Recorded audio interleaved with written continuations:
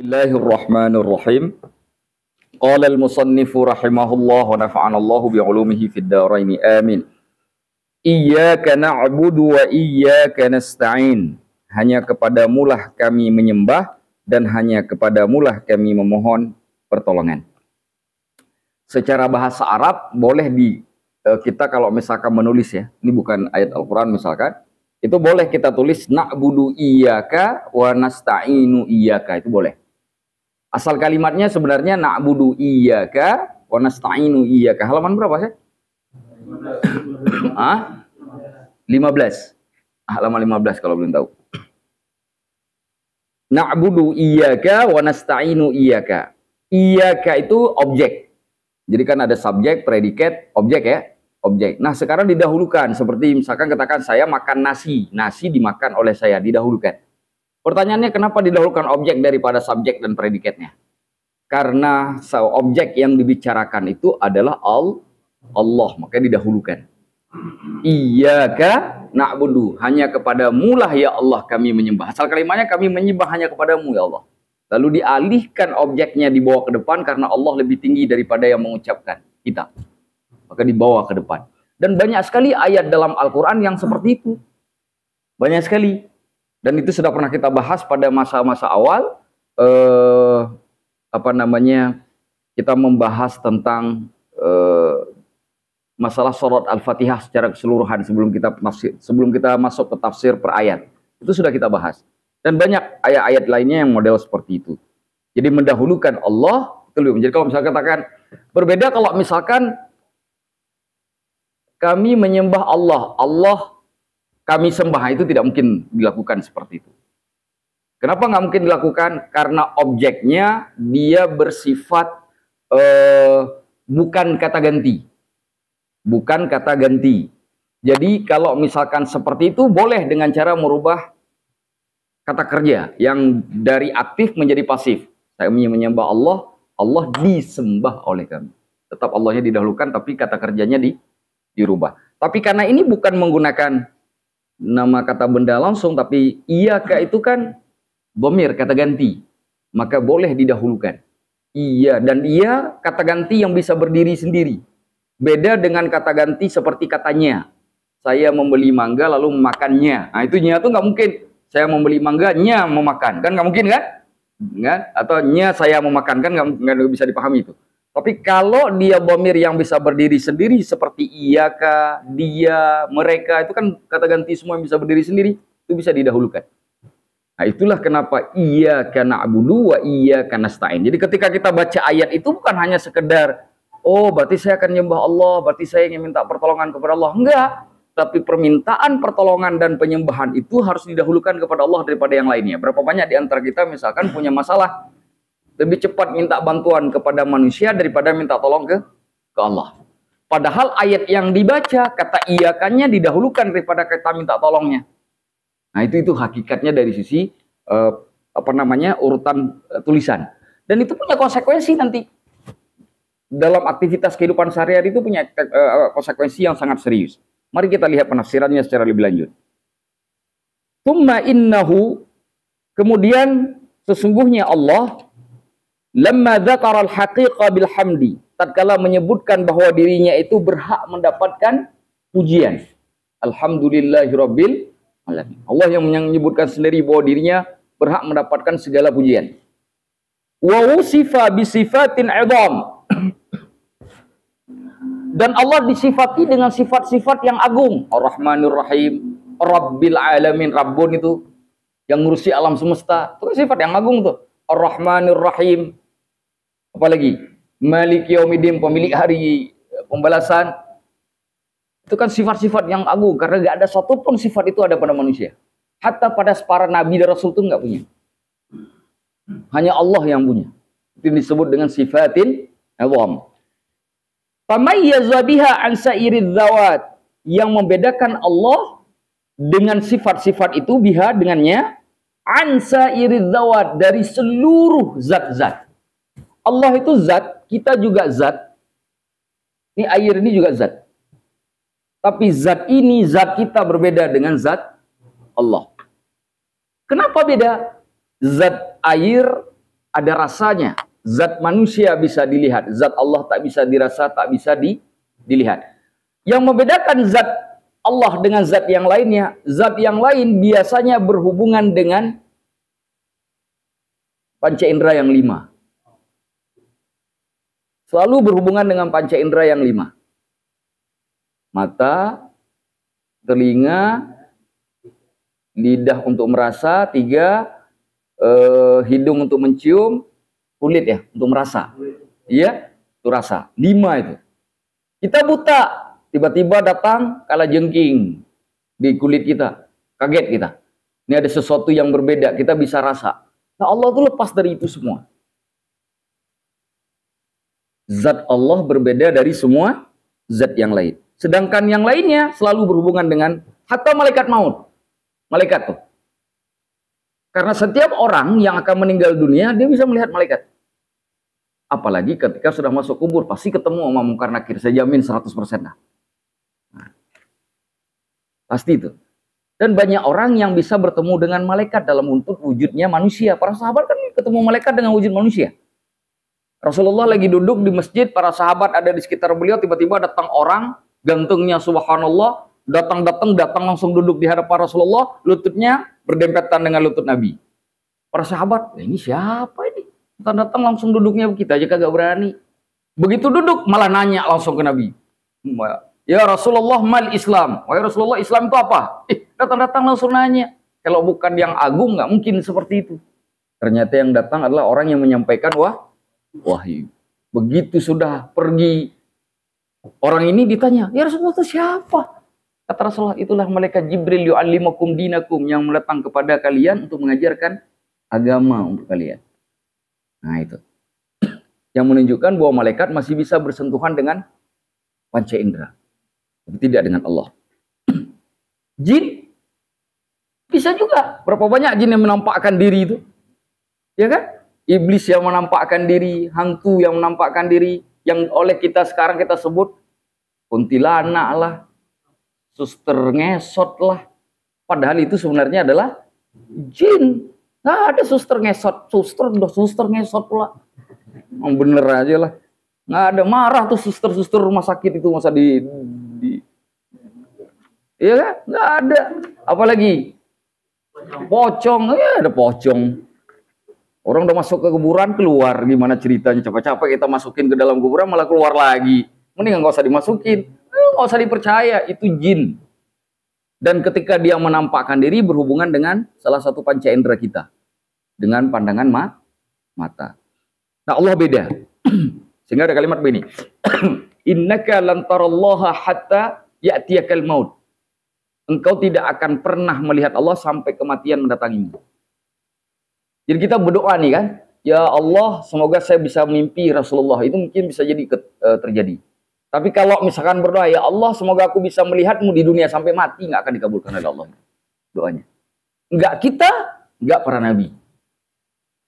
Kenapa? Karena kematianlah yang membuat kita bisa melihat Allah nanti. Dengan satu catatan, ada amal soleh. Kalau jadi penduduk neraka, insya Allah yang ketemunya bukan dengan Allah, sama iblis. Iblis itu kelihatan jelas. Nah, itu dia. Wa ta'allaqal ilmu bima'lumin muayyanin khutiba bidzalika. Ilmu itu berhubungan dengan sesuatu yang diketahui. Khutiba bidzalika, yang kemudian dibicarakan dengan seperti itu. Contoh, saya nggak bisa melihat ruh. Ruh kan saya nggak tahu ya. Tapi ruh adalah satu objek yang telah Allah ciptakan, yang sedikit banyaknya mesti ada pengetahuan, walaupun secara keseluruhan tidak ada ilmu, karena Allah mengatakan wa ma utitu minal ilmi illa qalila. Tapi sedikit ada ilmunya. Nah, sekarang bagaimana sekarang ilmu tentang ruh yang tidak pernah kelihatan, bisa dilihat, bisa disentuh segala macam, saya bawa ke alam nyata ilmu itu. Untuk saya menjelaskan kepada orang yang selama ini nggak pernah tahu bahwa kita itu, di badan kita itu ada yang namanya ruh. Bagaimana sekarang saya menjelaskan itu? Nah, ada sebuah penelitian misalkan di Inggris itu yang menyebutkan begini. Jadi orang itu kalau meninggal dunia, maka masa tubuhnya itu bertambah. Jadi kalau misalkan sekarang saya berat badannya di 45 kilo misalkan. Kalau saya meninggal nih, dalam detik itu juga badan saya bisa bertambah 5 sampai 10 kilo. Berat. Makanya orang yang meninggal dunia angkatnya lebih berat daripada orang yang ini. Kenapa? Karena beban massa. Berarti ada sesuatu di badan kita yang membuat tubuh kita ringan. Pertanyaannya, darah. Nggak mungkin kan dalam persekian detik orang langsung habis darahnya. Bahkan kalau 1 hari pun masih ada tuh darahnya. Karena buktinya kan masih bisa diginiin tangannya. Belum kaku. Berarti ada sesuatu lain. Dan itu sudah ada penelitiannya di Inggris. Oleh Profesor Myers. Yang menyebutkan. Karena orang-orang di Amerika, di Eropa menganggap bahwa soul, kata soul itu, S-O-U-L, itu artinya adalah pikiran. Bukan soul dalam arti ruh. Mereka nggak percaya ruh itu ada. Karena para kaum ateis itu tidak yakin kepada ruh. Karena tadi tidak berhubungan dengan aspek panca indera yang 5. Nah sekarang bagaimana sesuatu yang tidak ketahuan itu saya ingin bawa ke depan, ke meja, supaya orang yang nggak tahu itu bisa tahu.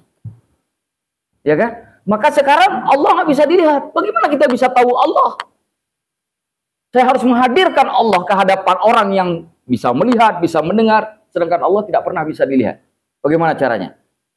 Maka dikatakan di sini harus ada ilmu terkait dengan pengetahuan terhadap sesuatu yang kemudian harus dibicarakan. Dan itulah yang dilakukan oleh surat Al-Fatihah.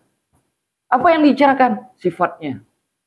Allah maha memuji, Allah maha rahmat, Allah yang menguasai hari kiamat, Allah yang mengatur alam semesta. Lalu kita berpikir, ya juga ya, nggak mungkin kan presiden saya ngatur nafas saya.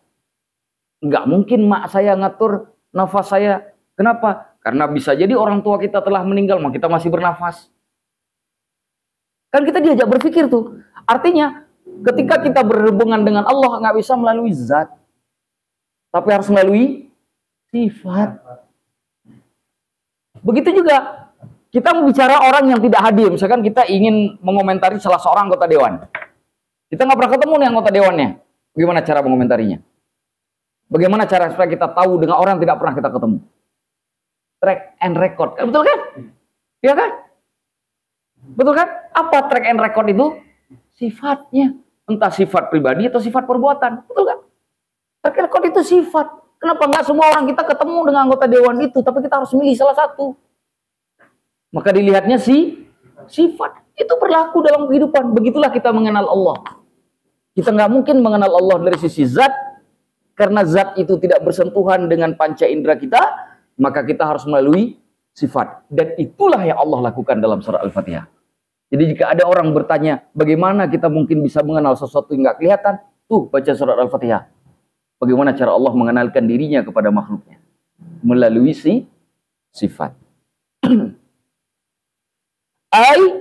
Yaitu, ya man hada, wahai engkau ini, sya'nuhu, kondisinya, nakhussuka bil ibadah, kami mengkhususkan engkau dengan ibadah, wal isti'anah, dan memohon pertolongan.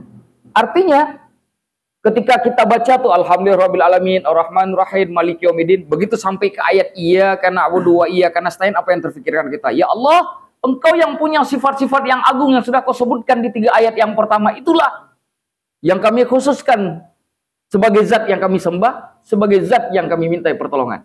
Karena selain itu, nggak layak disembah dan nggak layak dimintai pertolongan. Itu pengakuan dalam sholat loh.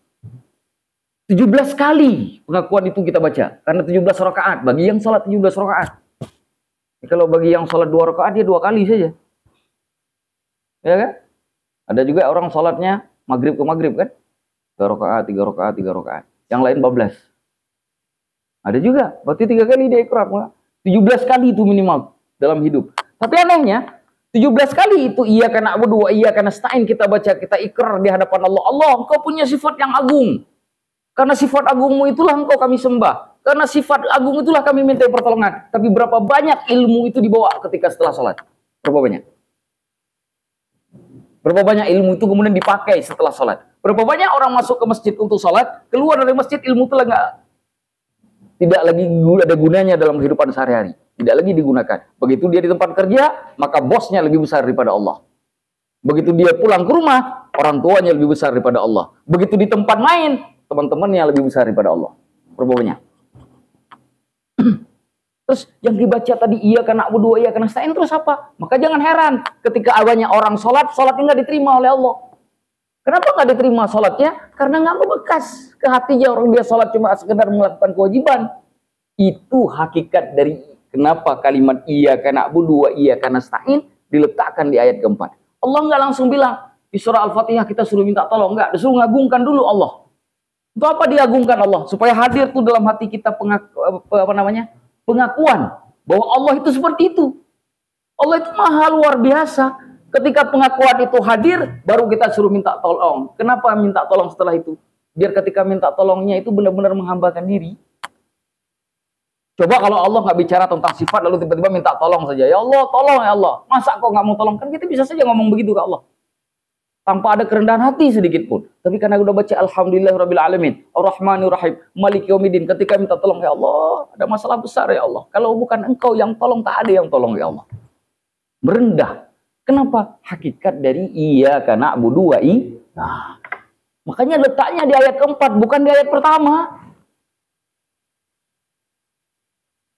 Jadi hidup itu mulai dari pengagungan Allah, baru minta tolong ke Allah. Makanya saya bilangin, kalau langsung berdoa minta tolong ke Allah, nggak ngagungin Allah dulu, kemungkinan kecil dikabulkan Allah. Karena alur Al-Fatihah itu ngagungin Allah dulu. Maka kalau kita baca doa apa? Alhamdulillahi hamdan yuwafi ni'amahu wa yukafi'u mazidah. Dipuji dulu Allah, dirayu dulu Allah, diagungkan dulu Allah. Baru nanti Allahumma rizukna, ya Allah beri kami rezeki. Ini enggak, bismillahirrahmanirrahim, Allahumma rizukni ya Rabb. Langsung to the point. Kata Allah, ente ke presiden aja enggak begitu, padahal presiden gua yang ciptain. Gitu. Nah, itu hakikat iya karena Abu oh iya karena saya. Jadi ada dua nih. Udah dapat. Satu, ketika kita membaca Al-Fatihah harus ada kesadaran bahwa zat yang kita sembah dan diminta pertolongan itu punya sifat yang tidak dimiliki oleh siapapun. Satu. Yang kedua, tidak bisa kemudian minta tolong dan menyembah Allah di dalam sholat atau bahkan dalam kehidupan sehari-hari tanpa ada penghambaan diri, merasa diri rendah. Betul. Nggak sama kita minta tolong ke teman dengan minta tolong ke Allah. Tidak sama minta tolong ke orang tua dengan minta tolong ke Allah, itu tidak sama. Nah.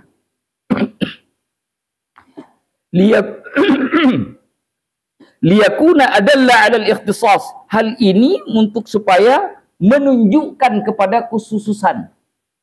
Jadi sifatnya khusus. Makhluk Allah biasa saja. Makanya jangan heran, saya pernah ceritakan Nabi Ibrahim ketika malaikat maut datang, nggak ada rasa takutnya. Malaikat maut yang malah ditegur. Ini Nabi Ibrahim negur malaikat maut. Ini kita kira-kira nih kalau malam ini ada salah satu di antara kita didatangi malaikat maut, merinding nggak? Hah? Nggak ada iman berarti. Orang merinding ketemu malaikat maut tuh nggak ada imannya. Kenapa? Karena nggak siap mati kan? Sedangkan kaum muslimin, orang yang katanya beriman, kapanpun mati siap dia. Datang malaikat maut, mau cabut sekarang, ya silakan. Malah itu yang kurindukan. Karena dengan itu aku bisa bertemu dengan Allah. Berapa banyak ada antara kita kalau ngomongin mati di majelis, Ustaz jangan lama ngomong begitu, nanti kejadian beneran. Belum jadi takut mati. Ini kejadian masalah nih, berarti Al-Fatihahnya nggak masuk nih. Padahal untuk ketemu Allah harus, nah kan nggak berani ngomong kan, takut disaminin kan. Tuh. Padahal Nabi pengen mati kan. Ketika mau dicabut nyawa kan dikasih pilihan tuh. Tapi Rasulullah milih untuk meninggal. Kenapa? Biar bisa ketemu dengan Allah, saking rindunya dengan Allah. Bukan karena pengen matinya, pengen ketemu Allah. Allah rindu ke Allah tuh. Jadi para ulama tasawuf menggariskan rindu kepada Allah itu ibadah tertinggi. Rindu kepada Allah, perjumpaan dengan Allah itu ibadah tertinggi. Kenapa? Siapa sih nggak senang mudik? Siapa sih nggak suka mudik? Hah? Semua kita suka mudik kecuali mati. Mudik ke kuburan nggak ada yang suka. Padahal itu adalah mudik yang lebih indah daripada mudik kampung halaman. Nah, itu bahasa sederhananya. Maka ada pengkhususan ke Allah. Rindu kita kepada istri, rindu kita kepada teman, rindu kita kepada kampung halaman tidak lebih besar daripada rindu kita kepada Allah. Walitaraqqi minal burhani Lalu untuk supaya meningkat daripada hanya sekedar bukti, ilal iyani, kepada penglihatan mata. Jadi kita membayangkan ketika kita membaca Alhamdulillahirrahmanirrahim, seakan-akan yang tadi tidak kelihatan, hanya dalam bentuk bukti akal, hadir di depan mata kita. Makanya ada kalimat, anta'budallaha ka'annaka tarah. Kalau kamu menyembah Allah itu, maka seakan-akan kamu melihat Allah. Padahal Allah nggak bisa dilihat, tapi seakan Allah ada di depan tuh. Kebayang tuh seakan-akan Allah. Bayangkan kalau misalkan kita mau mencuri, polisinya ada di samping, kira-kira jadi nggak nyurinya? Hah? Ini sekarang Allah loh. Maka ilmu tadi, Alhamdulillahirrahmanirrahim, maliki yaumiddin, itu seakan-akan dibawa. Oh, divisualisasikan. Oh, ternyata Allah itu begitu. Yang tidak kelihatan tadi, dihadirkan ke depan. Maka pertanyaannya adalah, bagaimana caranya menghadirkan Allah yang tidak bisa bersentuhan dengan panca indera kepada majelis yang semuanya ini adalah orang yang punya panca indera? Jawabannya adalah melalui sifat-sifatnya. Kalau bicara zat, sampai kiamat nggak akan ketemu. Kalau bicara zat. Wal intiqali, dan berpindahan minal ghaibati ila syuhud, daripada yang tidak tampak kepada yang tampak. Mana contoh yang tidak tampak? Allah kelihatan tidak? Makhluk Allah kelihatan tidak? Kalau kita misalkan ingin memahami Allah dengan melihat makhluknya, apa yang kita pikirkan? Karena ingin membawa sesuatu yang tidak kelihatan kepada alam kelihatan. Apa yang kita pikirkan? Bahwa Allah mustahil seperti dia. Betul kan? Kan itu yang dipikirkan. Betul nggak? Kita melihat manusia ini siapa? Manusia. Allah pasti bukan manusia. Itu kan kisahnya Nabi Ibrahim yang melihat bintang, matahari dan bulan. Melihat pertama bulan. Ya kan? Hada Rabbi. Ini jangan-jangan Tuhanku, kata Allah. Oh, kata Nabi Ibrahim. Ternyata begitu siang harinya hilang. Kata beliau, ini bukan Tuhanku. Masa hilang? Tuhan tidak mungkin hilang. Siang harinya ngelihat matahari, gede dikit nih mataharinya daripada yang tadi malam. Kata Nabi Ibrahim, jangan-jangan ini, yang ini lebih besar. Hadza akbar, tulis bahasanya tuh. Hadza akbar dalam Al-Quran tuh. Ini lebih gede. Kata Nabi Ibrahim, jangan-jangan ini Tuhan nih. Tapi begitu sudah maghrib, mulai itu dia tenggelam, hilang. Aku nggak akan menyembah sesuatu yang hilang. Itu kisahnya. Lalu apa dikatakan oleh Nabi Ibrahim? Kalau bulan matahari itu pasti bukan Tuhanku. Tapi bagaimana aku bisa sampai kepadamu, ya Allah, kalau tidak dengan pertolonganmu? Itu orang mencari kebenaran itu. Kenapa Nabi Ibrahim begitu? Karena nggak ada yang ngasih tahu. Nggak ada yang ngasih tahu ke Nabi Ibrahim masa itu. Tapi beliau dia yakin bahwa itu bukan Tuhan. Tuhan itulah yang menciptakan yang kelihatan tadi malam dan tadi siang. Tapi kalau kita sekarang kan sudah ada yang ngasih tahu nih. Ada ustadz, ada kiai, ada ulama kan yang ngasih tahu. Tapi nggak masuk juga di telinga kita. Berarti ada masalah. Masalahnya bukan dengan ayat, bukan dengan bukti, tapi masalahnya dengan kita yang merasa diri sudah jadi Tuhan. Makanya ada orang yang merasa dirinya pintar meskipun dilihat orang tidak pintar. Nah, itu dia.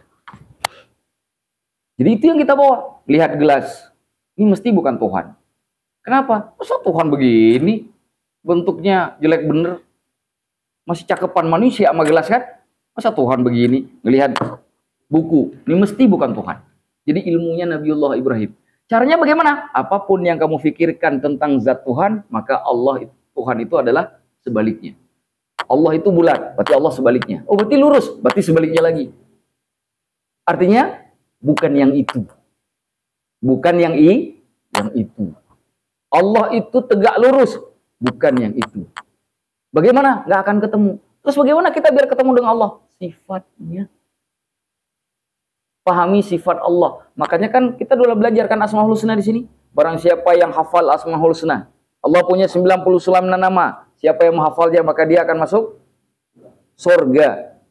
Inna lillahi tis'atan wa tis'ina isman faman hafidhaha dakhala jannah. Allah punya 99 nama, siapa yang hafal masuk surga. Apa hafalan itu? Para ulama menjelaskan, hafalan hafal Asmaul Husna artinya menghafal, memahami maksudnya dan ngamalin. Orang yang bisa hafal Asmaul Husna yang 99, paham artinya, ngamalin sehari-hari, dijamin masuk surga oleh Allah. Tapi kok nggak pasti kita masuk surga ya? Jangan-jangan nggak ketemu dengan Asmaul Husna. Mana contohnya? Kalau punya masalah nggak sabar. Allah punya sifat sabur. Terus kita nggak ngamalin. Ini kan kita sabar karena belum dikasih masalah. Masalah kita itu dari ayam pindah ke teri. Itu kan masalah kita tuh. Iya kan? Coba orang itu punya masalah Rasulullah itu terinya hilang sama sekali, nggak diganti apapun. Hilang, ketika hilang nggak ada gantinya. Nggak makan berhari-hari. Cuma masih sanggup sabar nggak? Cuma kalau turun tingkatannya dari daging ke ikan, itu mah bukan sabar, cuma ganti menu. Saya mau sabar dimakan daging, enggak, ganti-ganti menu. Coba kalau ikannya nggak ada, ayamnya nggak ada, dagingnya nggak ada, terinya nggak ada, nasinya nggak ada. Berhari-hari lagi. Masih sanggup sabar nggak? Sekarang di majelis senyum-senyum. Ntar coba kalau di luar kejadian, saya doain terjadi sekali. Biar kalian tahu untuk mengukur iman sendiri. Loh Ustaz kok ngomong begitu? Karena saya udah pernah jalani. Sudah pernah kejadian. Kalau itu terjadi dan kalian masih kuat, kalian bisa mengukur iman kalian. Tapi kalau itu terjadi, kalian tahu saat itu gelisah betul, berarti yakinlah iman kalian berada di rendah bawah. Itulah imannya orang-orang yang diminta syafaat oleh Nabi itu nanti dari kiamat. Karena kamu itu nggak bisa masuk surga. Iman yang model begitu. Model begitu. Itu pun kalau dikasih syafaat Nabi, kalau nggak dikasih, siapa yang bantu? Ada lagi yang bantu. Al-Quran, Ustaz. Al-Quran aja nggak pernah baca. Nah itu dia. Kira-kira ya, begitu cara memahaminya. Faka'annal ma'luma shara ayanan. Seakan-akan yang diketahui itu dapat terlihat. Bukan Allah dilihat. Seakan-akan dapat anta'budallaha ka'annaka tarahu. Engkau menyembah Allah seakan-akan engkau melihat Allah. Jadi ketika bilang iyyaka na'budu wa iyyaka nasta'in itu benar-benar membayangkan seakan-akan, bukan nyata. Allah itu ada di depan kita. Lagi sedang melihat. Ini hambaku ngapain nih? Makanya orang salat tuh nggak berani begini, karena ada Allah di depan. Maka dia salat. Fokus salatnya. Nggak berani macam-macam. Kenapa? Dia melihat dirinya sedang diperhatikan oleh Allah. Gitu. Jadi membawa yang tidak kelihatan ke dunia yang terlihat. Caranya bagaimana? Dengan membayangkan apa yang ada dalam sifat-sifatnya Allah. Wal ma'qula musyahadan, dan yang dapat diakali sih yang dapat dijangkau dengan akal, itu kemudian dapat disaksikan dengan mata.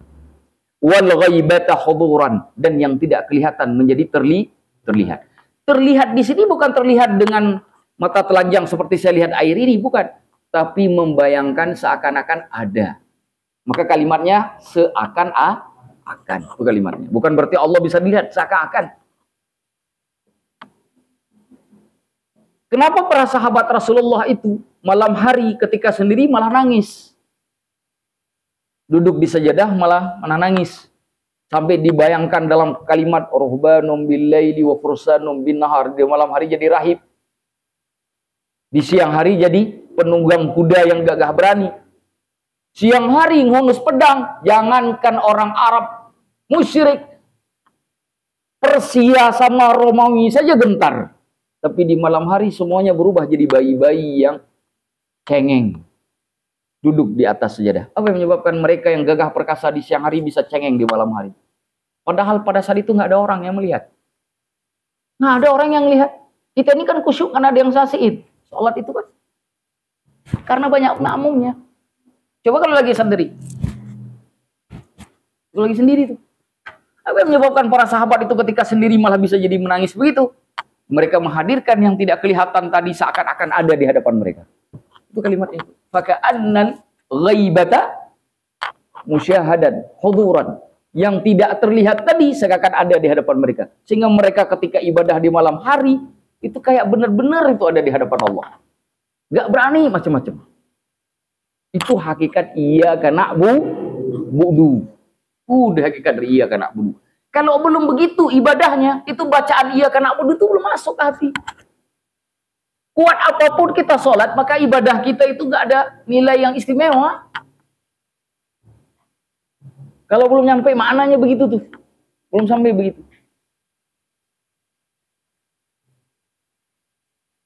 Dana awwalal kalami, Allah kemudian membangun perkataannya pertama sekali, ya, dari alhamdulillahirabbil alamin, ala ma huwa mabadi halil arif, atas apa-apa yang menjadi dasar keadaan orang yang mengenal Allah, minadz dzikri wal fikri, daripada ingatan dan pemikiran. Sifat Allah ketika dipelajari itu kan kita jadi diajak berpikir tuh. Segala puji bagi Allah. Siapa sih di dunia ini yang bisa segala puji? Mak kita aja nggak bisa dipuji setiap waktu. Betul nggak? Hah? Mak kita aja tuh yang lahirin kita itu nggak bisa dipuji setiap waktu. Bener nggak? Contoh misalkan tiba-tiba kita ngelihat mak kita lagi bertengkar sama ayah kita. Udah nggak bisa kita puji. Karena itu sikap yang salah kan? Mak kita saja nggak bisa dipuji. Siapa sih yang bisa dipuji? Presiden. Saban hari salahnya. Enggak, ini bukan presiden tertentu, presiden apa saja. Saban hari salahnya. Artinya apa? Siapapun orang di dunia ini mesti ada salah. Ustadz bisa nggak dipuji setiap hari? Kiai bisa nggak dipuji setiap hari? Ulama bisa nggak dipuji setiap hari? Enggak. Mesti ada salahnya. Kenapa? Manusia. Belum jadi malaikat. Mesti ada salahnya. Mesti ada yang nggak bisa dipuji. Maka ketika kita baca Alhamdulillah, oh ternyata beda banget ini yang satu ini. Rabbil alamin, yang ngurusin alam semesta. Lalu kita membayangkan kalau 1 detik aja Allah nahan nafas saya, gimana rasanya ya? Ini saya nggak kerja tapi masih bisa makan. Saya nggak kerja masih bisa dapat makan. Pertanyaannya, siapa yang ngantarin tuh makanannya ke saya? Ini kan ceritanya Siti Maryam yang duduk di mihrabnya Nabi Zakaria datang makanan ini. Bener nggak? Betul nggak? Itu hakikatnya itu. Makanya kenapa ada wa iyyaka nasta'in. Ini orang yang nggak kerja aja bisa makan. Kalau kerja harusnya nggak lebih khawatir. Kenapa? Karena Rabbil alamin, yang ngurusin alam semesta itu Allah seluruhnya. Tapi jangan gara-gara bisa cerita begini besok nggak ada yang kerja lagi. Kan diurusin sama Allah, besok nggak usah kerja. Ya kalau makannya tiba-tiba turun dari ke tempe, ke tahu, apa nasi putih doang, ya jangan salahkan saya. Karena hakikat tawakal itu menyerahkan diri kepada Allah dengan mengambil sebab. Apa sebab kita punya rezeki? Ya kerja kan? Ya nyari kan? Itu sebab. Tawakal. Dapat banyak sedikit dia tawakal. Karena yang banyak itu kalau sudah diizinkan datang itu baik, yang sedikit yang Allah kasih pun itu baik. Nah, itu dia hakikatnya. Itu wa iyyaka nasta'in. Begitu cara, itu makna yang kita ceritakan itu. Nanti begitu sholat nih, subuh nanti kita sholat nih. Iyyaka na'budu wa iyyaka nasta'in, itu hadirin tuh di dalam hati itu dalam sholat biar khusyuk sholatnya tuh. Makna tadi itu. Lagi sholat itu tuh yang tadi kita bicarakan tadi itu. Bayangin supaya nggak kepikiran lagi. Tadi kunci mobil taruh di mana ya? Tadi kunci motor taruh di mana ya? Karena biasanya orang begitu Allah apa ingat? Oh iya di atas lemari. Pas Allah Akbar tuh jadi ingat tuh. Sebelum sholat nggak ingat tuh. Nah begitu kita mikirin yang seperti itu, nggak datang tuh kunci, nggak datang jemuran, nggak datang WA, apalagi TikTokan masuk ke dalam sholat. Karena kita sudah perhatian ke maknanya. Dimasukin tuh dalam sholatnya itu. Nah sifat itulah yang diajak kita untuk berpikir dan bersifat rasionalitas. Makanya orang Islam itu orang yang paling kuat rasionya. Maka lahirlah dalam Islam apa yang disebut dengan ilmul kalam. Jadi ada orang bilang, enggak, orang paling rasio itu orang ahli filsafat. Ilmu kalam kan basicnya ke filsafat. Kenapa filsafat itu bisa masuk ke ilmu kalam? Karena orang Islam itu berasio.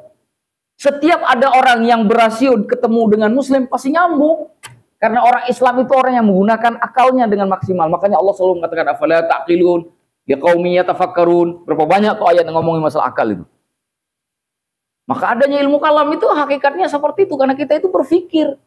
Sifat Allah itu mengajak kita untuk berpikir. Ini yang disebut dalam Al-Qur'an afala yatadabbarunal Qur'ana. Apakah kamu nggak tadabbur Al-Qur'an?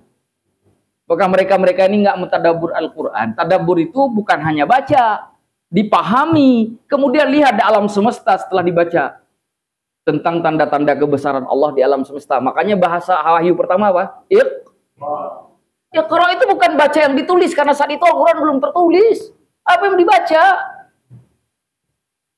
Waktu datang malaikat Jibril ke Rasulullah di Gua Hira, Al-Quran sudah ada nggak tertulis kayak begini. Tapi disuruh baca. Terus apa yang mau dibaca? Itu menandakan bahwa Iqra bukan hanya membaca yang tertulis. tapi juga membaca yang tidak atau belum tertulis. Mana yang tidak tertulis? Alam semesta ini tidak tertulis. Tapi kita bisa perhatikan. Melihat daun yang jatuh, yang kering ke jalan. Itu bisa jadi pelajaran. Itu hakikat Iqra. Dan itu 3 kali terjadi. Karena Rasulullah selalu menjawab, ma ana biqari, aku ini nggak bisa baca. Disuruh lagi oleh malaikat Jibril, Iqra. Rasulullah jawab lagi, ma ana biqari, aku ini nggak bisa baca. Yang ketiga kali dipeluk oleh malaikat Jibril. Untuk apa dipeluk? Pernah lihat anak kecil atau orang yang lagi gelisah, bagaimana cara menenangkannya? Hatta istri itu coba lihat. Kalau lagi nggak tenang, diapain tuh? Ditinggalin apa dipeluk?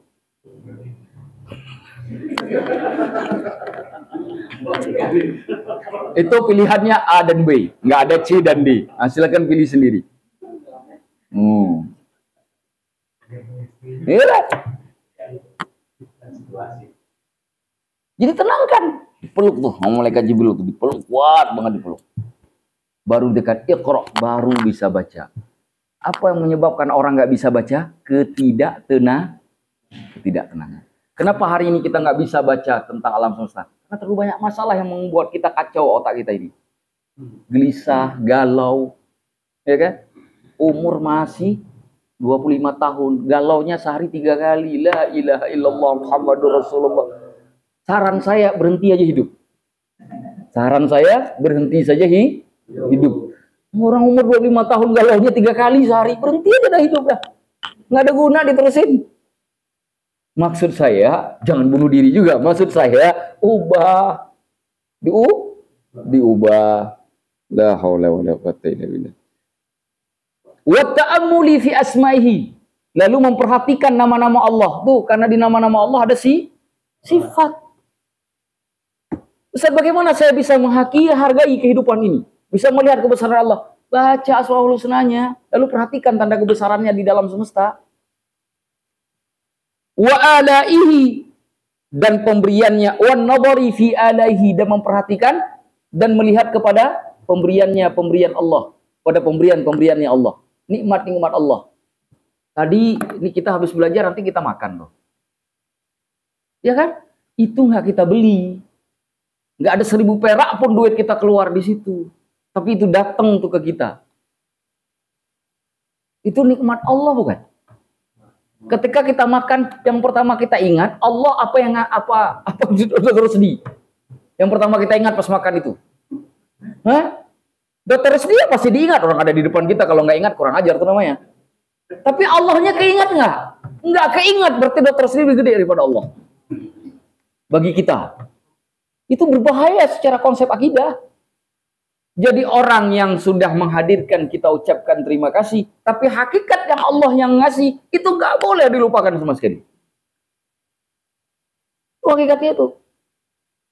Kita kan ini susah betul, ya. Turun kelas.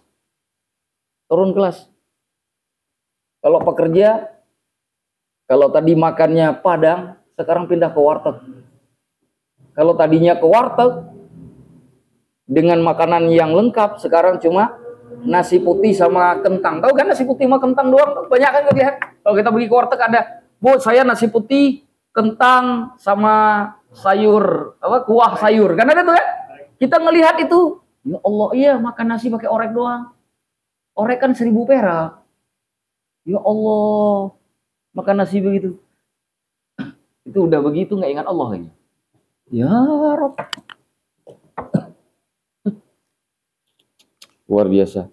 Wal istidlali bi sana'ihi, dan mencari pendalilan terhadap apa-apa yang ada di alam semesta daripada kreasinya Allah, ciptaannya Allah.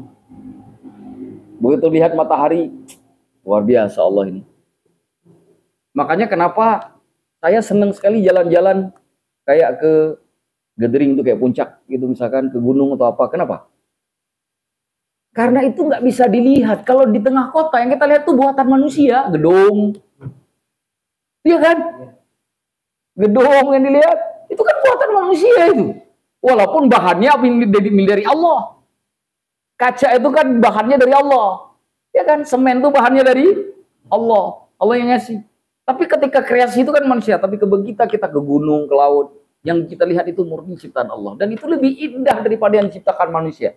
Makanya tuh kalau lihat YouTube, sekali-sekali lihat tuh tentang masalah keindahan alam yang ada di seluruh dunia tuh.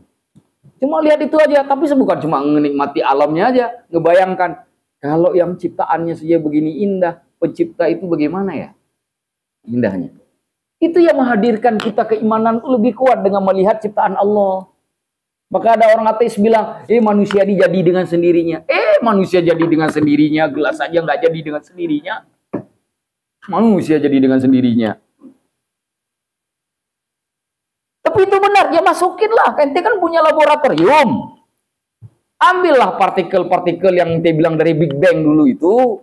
Bikinnya, ciptakan manusia dalam laboratorium. Udah berapa ribu tahun belum ada satu manusia pun lahir dari laboratorium. Belum ada. Artinya itu teori yang belum sampai hari ini belum bisa dibuktikan. Cuma ngomong saja, asumsi bahasanya. Kalau bahasa ilmuannya adalah asumsi. Itu perhatikan doang semesta. Ala azimi sya'nihi, yang menunjukkan kepada besarnya keadaan Allah, kondisi Allah. Wa bahiri sultanihi, dan keagungan kekuasaannya.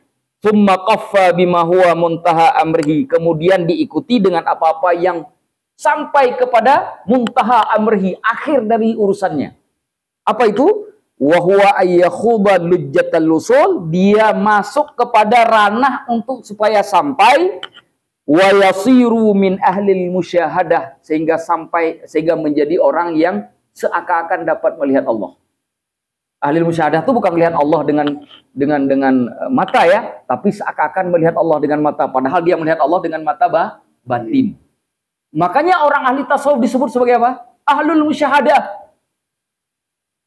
Minimal dia melihat kesaksian, menyaksikan kebesaran Allah dari alam semesta. Apapun yang terjadi dengan dia, maka dia kebesaran Allah. Pernah dengar nggak cerita ahli tasawuf tiba-tiba digigit nyamuk, dia tahan? Apa alasannya?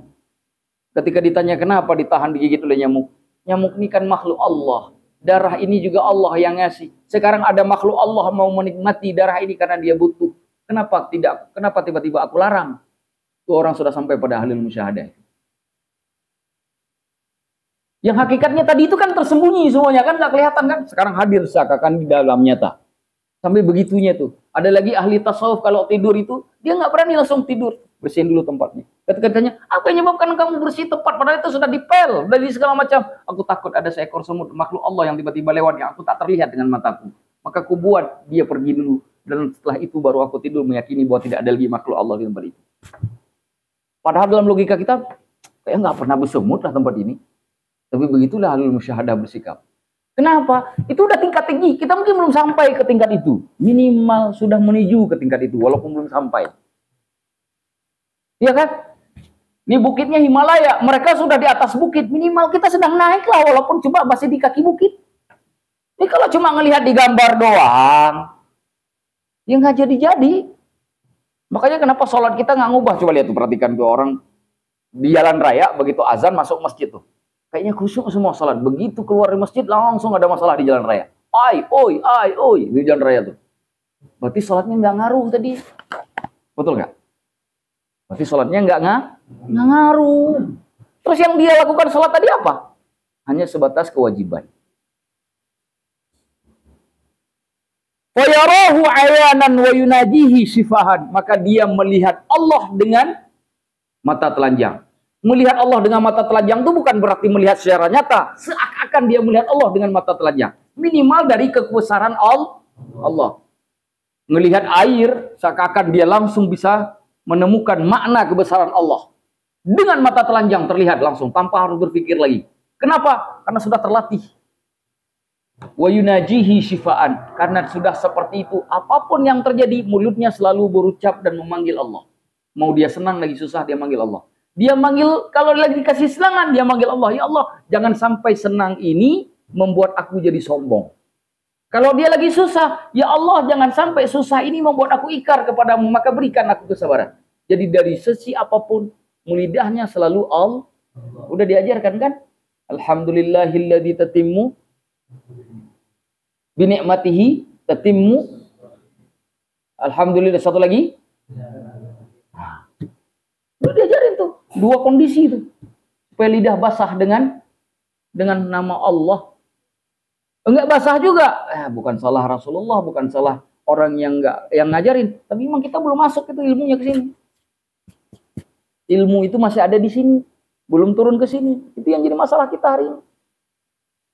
Makanya pergi ngaji setiap hari, tapi kok masih nggak berubah, berarti belum sampai ke sini. Baru cuma di sini doang nih, kesininya belum ketemu nih. Nah, supaya kita bisa sedikit demi sedikit jalurnya ahlul musyahad. Orang tadi yang bisa kayak melihat, seakan bisa lihat Allah secara nyata, walaupun dia tahu bahwa Allah tak bisa dilihat, minimal dia lihat kebesaran Allah.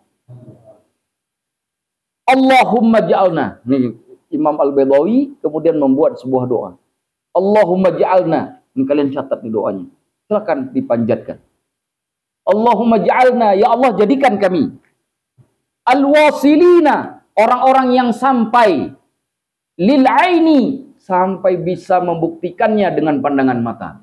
Padahal Allah tak bisa dilihat. Dunas sami'ina, bukan hanya orang yang mendengar, lil athari, hadis-hadis dan riwayat-riwayat tentang kebesaranmu ya Allah. Dalam bahasa lain, ya Allah jadikan kami dari ahlul musyahadah, bukan hanya ahlus sami'in. Jadikan kami ya Allah orang yang sanggup melihat kebesaranmu, bukan hanya sekedar mendengar saja. Berapa banyak orang yang datang ke majelis taklim itu hanya coba mendengar, tapi begitu keluar dari majelis taklim, pendengarannya kembali tuli, sehingga dia tidak lagi bisa melihat. Ini doanya. Baca tuh. Allahumma ja'alna minal wasilina lil aini dunas sami'ina. Tulis barisnya tuh. Allahumma. Tulis tuh barisnya. Ditulis saja dulu di buku, nanti baru baru disalin. Allahumma ja'alna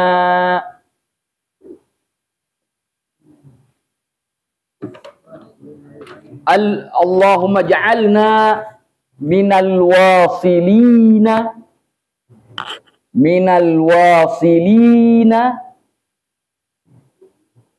lil aini dunas sami'ina lil athari. Dunas sami'ina lil athari. Nah, itu amalkan doanya. Udah malam tuh. Berarti ini pulang-pulang nih kan dari majelis taklim, pulang-pulang tuh baca tuh. Siapa tahu kan di perjalanan itu kan banyak hal-hal yang kita lihat. Ya kan? Di dalam hati aja, nggak usah teriak-teriak. Dalam hati ya Allahumma ja'alna minal wasilina lil aini dunas sami'ina lil athar. Jalan tuh. Di atas motor, di atas mobil, atau jalan kaki. Allahumma ja'alna minal wasilin lil ain dunas sami'ina lil athar. Udah begitu aja. Ulah, tapi pakai hati, jangan cuma pakai lidah doang. Jadi benar-benar mengharapkan bahwa kita bisa melihat kebesaran Allah di alam semesta. Jangan cuma jadi orang yang cuma dengar kebesaran Allah melalui nasihat. Dari yang kita dengar dari riwayat-riwayat yang disampaikan ke kita, bukannya itu saja, tapi kita sudah sampai pada tingkat subjek. Orang yang sudah berada dalam kondisi melakukan, dapat melihat kebesaran Allah. Kan kita ini orang jalanan semua kan? Kita anak jalanan bukan? Iya, minimal kan kita berada di jalan kan setiap hari kan? Berarti kita anak jalanan walaupun tidak tidur di jalan.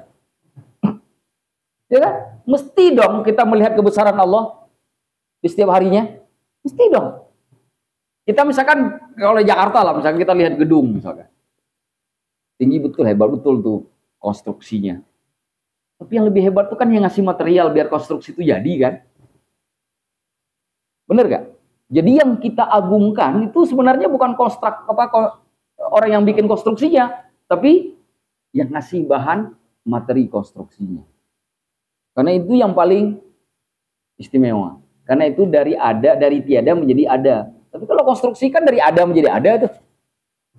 Ya kan? Bangunan begitu semen karena semennya udah ada duluan. Dari ada menjadi ada. Nah, jadi kira-kira begitu. Saya kira cukup untuk malam ini. Ya, inti poin dari yang sedang dibahas adalah satu, iyyaka na'budu wa iyyaka nasta'in dari struktur bahasa itu didahulukan objek daripada subjek. Kenapa? Karena objeknya lebih besar daripada subjek. Karena objeknya Allah, subjeknya kita. Yang kedua, ini mengandung makna bahwa dalam kehidupan sehari-hari, apapun yang terjadi Allah yang pertama sekali. Bukan orang lain. Bukan siapapun. Termasuk orang tua, guru kita, siapapun. Itu bukan yang pertama. Selalu Allah. Kalau misalkan teman-teman kerja, lalu dapat rezeki. Bukan orang yang ngasih rezeki. Itu dulu yang kita ucapkan terima kasih. Tapi Allah dulu yang kita ucapkan terima kasih dengan pujian. Alhamdulillah, baru terima kasih ke orangnya. Berapa banyak kita terima kasih ke orang, tapi alhamdulillahnya lupa ke Allah. Padahal yang Allah itu lebih berhak daripada terima kasih ke manusia. Kedua, yang ketiga, kalau sudah terus-menerus berada pada tingkatan ini, insya Allah ini jalan menuju ahlul musyahadah. Orang kalau sudah jadi ahlul musyahadah, lihat apapun yang kebayang kebesaran Allah. Apapun. Ngelihat HP yang kebayang Allah.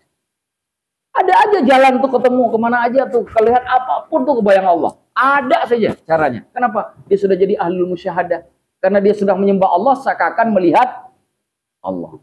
Nah, orang yang kayak begini, insya Allah tidak ada lagi kerisauan. Nggak ada lagi sehari galau 3 kali, itu nggak ada. Jangankan galau tiap hari 3 kali, sebulan sekali aja belum tentu ketemu galaunya. Kau lihat orang yang lagi tenang, betul, bawaannya senyum aja tenang. Mana galau-galaunya? Dia ada duit, kagak ada duit, kita kagak tahu. Saking tenangnya nih. Ini kalau nggak ada duit, baru aja kagak duit. Ini wajah nggak ada duit nih. Belum dia ngomong kita udah tahu ini wajah nggak ada duit. Bener sering kan begitu kan? Ketahuan langsung galaunya dari wajahnya itu ketahuan. Belum ngomong, wajah nggak ada duit tuh. Lah, habis itu minta, ya Allah berikan aku bidadari dengan istana di surga, kata malaikat pres. Ya, nah itu inti dari bab yang kita bahas malam ini. Ingat, iyyaka na'budu wa iyyaka nasta'in. Allah itu bukan hanya disembah, tapi tempat semua urusan itu ada. Maka mintalah pertolongan kepada Allah, menghibalah kepada Allah. Kalau mau nangis, jadilah para sahabat Nabi yang gagah perkasa di siang hari, kemudian menjadi bayi yang sangat cengeng di malam hari. Jangan cuma ibadahnya khusyuk ketika saat bersama orang lain, tapi ketika saat sendiri, jangankan orang lain, jangankan Allah. Kalaupun ada manusia yang melihat, pasti geleng-geleng kepala. Orang yang seperti itu belum jadi ahlul musyahadah. Sampai kapanpun tidak akan pernah jadi ahlul musyahadah. Wallahu a'lamu. Semoga Allahumma ja'alna, ya Allah jadikan kami semuanya minal wasilina lil ain, masuk orang-orang yang sampai ya Allah, untuk kemudian bisa menjadi orang-orang yang menyaksikan kebesaran-Mu di alam semesta dengan pandangan mata yang terlihat. Dunas sami'inal athar, bukan hanya orang yang pintar mendengar tapi tak pintar menghayati apa yang didengar. Amin, amin ya rabbal alamin. Kita tutup dengan kafaratul majlis.